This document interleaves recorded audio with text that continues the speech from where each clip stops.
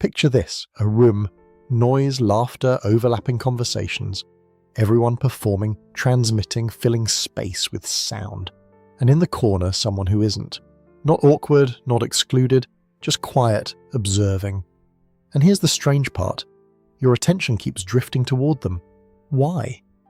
Most people assume quiet equals insecurity, shyness, maybe social anxiety, but there's something your brain already knows before you consciously notice it. Quiet isn't always absence. Sometimes it's a different kind of presence. Today we're looking at 6 mechanisms, neurobiological, psychological, behavioral, that explain what's actually happening when someone doesn't talk much. Not to validate, not to label, just to understand the machinery. Let's start with the obvious question.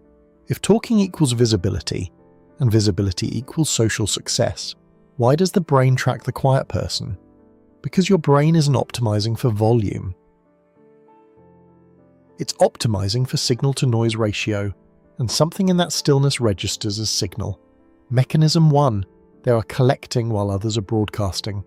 In 2012, Susan Cain published research showing that introverts demonstrate deeper information processing. Not smarter, not better, just structurally different. The brain prioritizes depth over breadth, internal reflection over external reaction. Here's the mechanism.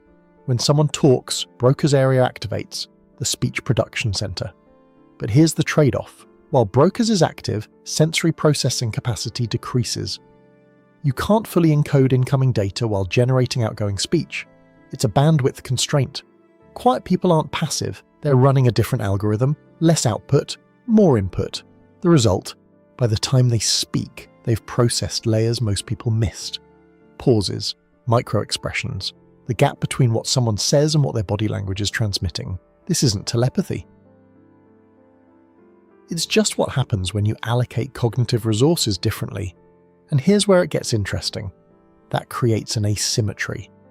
The person who's been observing knows more about the room than the room knows about them. Information advantage, not intentional, just structural. Mechanism 2, internal locus of control. Nathaniel Branden's work on self-esteem identified something critical.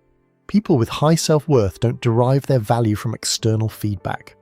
They have what psychologists call an internal anchor point. Here's the behavioral signature. Someone walks into a room. If their self-concept depends on external validation, they'll adjust. Louder with loud people, quieter with quiet people, constantly calibrating to the social temperature. But someone with an internal locus, they don't shift. Same energy with their boss as with their friend. Same tone at a party as alone. No masks, no performance. And here's why that's magnetic. Your brain is evolutionarily wired to trust consistency. Unpredictability signals threat. Stability signals safety. When someone doesn't change based on who's watching, your nervous system reads that as, this person knows who they are. And that, not charisma, not charm, creates pull.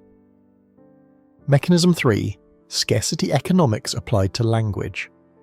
Daniel Kahneman's research on decision-making showed that most human speech is fast-thinking, reactive, impulsive, low processing depth, but people who speak rarely, they're running slow thinking, analytical, considered, high information density per word. Here's the economic principle. Scarcity creates value, not moral value, market value. If something's abundant, attention diffuses. If something's rare, attention sharpens. Words work the same way. Someone talks constantly. The brain learns. There will be more. You can tune out. But when a quiet person speaks, even subconsciously, the room leans in. Because the brain has learned, this is rare. This might matter. It's not manipulation. It's just pattern recognition applied to communication frequency. And here's the mechanism Hemingway called the iceberg theory. Most of the structure is underwater. Only the necessary part is visible. Quiet people don't perform their thinking process. They present the conclusion. Everything else, the observation, the analysis, the elimination of irrelevant paths stays internal. The result? When they finally speak, it's distilled. And distillation, by definition, is higher concentration per unit. Mechanism 4. Tolerance for uncertainty. Viktor Frankl, writing from lived experience in concentration camps, described how meaning and freedom can exist in external silence. The ability to sit with your own mind without distraction, that's not emptiness, that's a cultivated capacity. Most people fear silence, not consciously, but watch what happens during a conversational pause. Immediate discomfort. Reach for the phone, fill the gap with any words, anything to avoid the void. Why? Because silence forces interiority. And interiority means encountering questions without immediate answers, uncertainty, discomfort, the parts of yourself you've been avoiding. There's a study from the University of Virginia, Timothy Wilson's team. Participants given a choice: sit alone with their thoughts for 15 minutes or receive a mild electric shock. Most chose the shock. Physical pain was preferable to 15 minutes of mental silence. Think about what that reveals about the default human relationship with interiority. Quiet people have crossed that threshold. Silence isn't a threat. It's a resource, space for clarity, for pattern recognition, for the kind of thinking that doesn't happen in noise. And when someone is comfortable in silence, being around them feels different. No pressure to perform, no requirement to fill space, just presence without demand. Mechanism 5, the 3-question filter. Daniel Goleman's work on emotional intelligence identified impulse control as a core component, specifically the ability to delay reaction, to think before speaking. Here's the behavioral pattern. Before a quiet person speaks, they run an internal filter, usually unconscious, but consistent. Question 1. Is this true? Not opinion. Verifiable. Question 2. Is this necessary? Does it add information? Or just fill space? Question 3. Does this improve the situation? Or am I speaking to relieve my own discomfort? If any answer is no, silence. This isn't passivity, it's strategic communication management.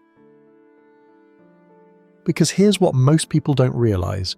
Every unnecessary word is information leakage. Your fears, your needs, your weak points. Quiet people don't hand out that data for free. And here's the secondary effect. That creates mystery. Not artificial, structural. You never fully know them. And the brain is wired to be curious about the unknown. Mechanism 6. Presence density. Eckhart Tolle's work on present moment awareness describes a state where attention is fully here, not divided, not performing, just present. Most people, when they're with you, are simultaneously planning their next sentence, evaluating your status, thinking about what comes after this interaction. But when a quiet person looks at you, actually looks, something shifts because they're not doing those other calculations. They're just seeing you. And that's rare enough that it registers. Social psychology research shows people who speak less but maintain steady eye contact are perceived as more intelligent, more confident, more trustworthy. Not because they're performing confidence, but because actual confidence doesn't need proof. It just exists. So here are the 6 mechanisms. Observation while others broadcast. Internal anchor instead of external validation. Scarcity making words valuable, comfort in silence, the 3-question filter, and presence without performance. But here's the part most explanations miss. None of this makes quiet people better or worse.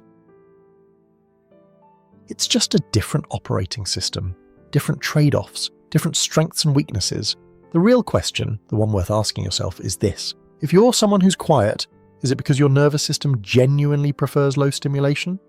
Or is it because somewhere along the line silence became a defensive strategy against something you stopped examining? And if you're someone who's not quiet, when you fill silence with words, is that connection? Or is that avoiding the discomfort of just being with another person without a script? These aren't rhetorical questions, they're diagnostic. And the answer changes what this all means. Quiet isn't weakness, but it isn't automatically strength either. It's a pattern. And like all patterns, it's worth understanding why it's there.